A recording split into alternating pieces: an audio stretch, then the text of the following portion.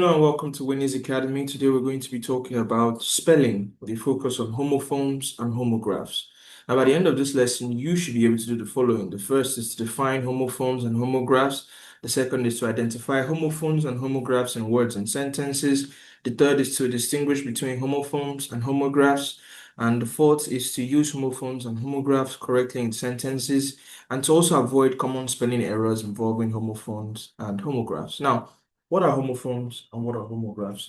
Homophones and homographs are words that are related through similarities in spelling or pronunciation, but they differ in meaning. For homophones are words that have the same pronunciation but different spellings and meanings. For example, here and here. Here as in to hear something, here as in where you are at a certain point in time.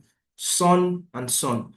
Son as in the male offspring of a person, and sun as in the big floating ball of gas energy that lightens the world. Flour and flour. Flour as in the ingredient that is used to bake, and flour as in flowers in the meadow. Sea and sea. Sea as a vast body of ocean, a vast body of water, and sea as in using your eyes to see. Right and right. Right as in the positive side of the spectrum, and right as in to put words on paper. They are very similar in the sense of they have the same pronunciation, but they have different spelling and different meaning. Homographs are words that have the same spelling but different meaning. In some cases, they might also have different pronunciation. For example, bat, which is an animal, and bat, as in a physical bat used to play sports, and bank, as in a financial institution, and bank, as in the side of the river.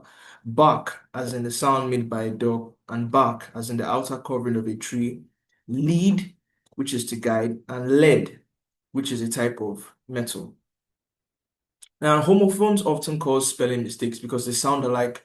Writers must understand the meaning of the sentences to choose the correct words. Examples of homophones in sentence. I can hear the music from my room. Please come here and sit down. Let me put some of these on the board now.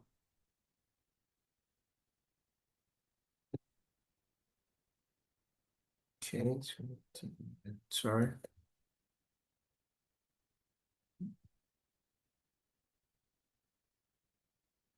I can hear the music from my room. Please come here and sit down.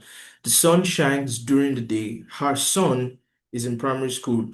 We use flour to bake the cake. The flour smells sweet. So you can see that these words are similar in pronunciation, but they are different in meaning. Now, homographs have the same spelling but different meaning. The meaning is determined by the context in which the word is used. For example, a bat flew out of the cave. That's you're talking about a physical bat, a nocturnal creature. You hit the bat with a bat, which is the physical bat used to an object, sorry, used to play sports, baseball, and the rest. She deposited money in the bank, which is a financial institution, and the children sat by the river bank, which is a place, which is an area behind or before the sea. So, differences between homophones and homographs. Well, homophones in the name, they have the same pronunciation, they have different spellings, and they have different meanings. Homographs have the same spelling and they have different meanings and sometimes have different pronunciation as well. Now, rules for using homophones and homographs. Pay attention to the meaning. The very first, the meaning of the sentence will help determine the correct word. For example, the sea is very deep and I can see the boat from there. Knowing which sea is appropriate for which sentence is very important.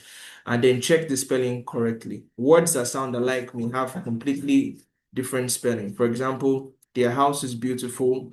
They are coming tomorrow. The book is theirs. In summary, homophones are words that sound the same but have different spelling. Understanding context helps in choosing the correct word. Careful spelling and attention to meaning reduces language error. Knowledge of homophones and homographs improves both spoken and written English. And with that, we've come to the end of our lesson. Please do not forget to hit the like, subscribe, and share button for more of our videos. Thank you and goodbye for now.